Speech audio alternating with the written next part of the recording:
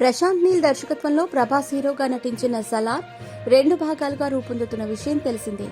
ఈ చిత్రం మొదటి భాగం డిసెంబర్ 22న పాన్ ఇండియా వైడ్ గ్రాండ్ గా రిలీజ్ అయింది. ప్రభాస్ నుంచి చాలా కాలం తర్వాత ఒక మాస్ బొమ్మ రావటం, దానికి ప్రశాంత్ నీల్ దర్శకుడు కావటంతో మూవీపై భారీ అంచనాలు క్రియేట్ అయ్యాయి.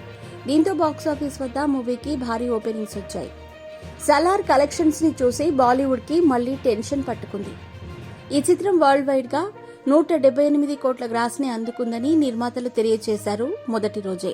అంటే నెట్ కలెక్షన్స్ 89 కోట్లకు పైగా వచ్చినట్టు తెలుస్తుంది.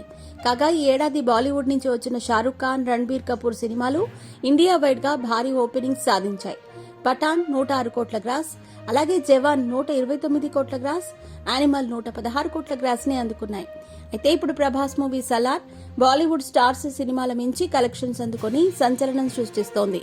ఇక ఈ కలెక్షన్స్ చూసిన బాలీవుడ్ వాళ్లకి మళ్లీ టెన్షన్ మొదలైంది.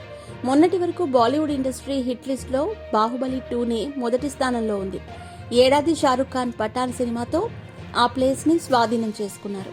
ఆ తర్వాత జవాన్ మొదటి స్థానంలో, పఠాన్ సెకండ్ ప్లేస్ లో పెట్టి బాహుబలి 2 మూడో స్థానంలో చేర్చారు. ఇప్పుడు సలార్ మొదటి రోజే ఈ రేంజ్ కలెక్షన్స్ అందుకోవడంతో మళ్లీ ఎక్కడ ఆ ఫస్ట్ ప్లేస్ పోతుందో అని భయపడిపోతున్నారు.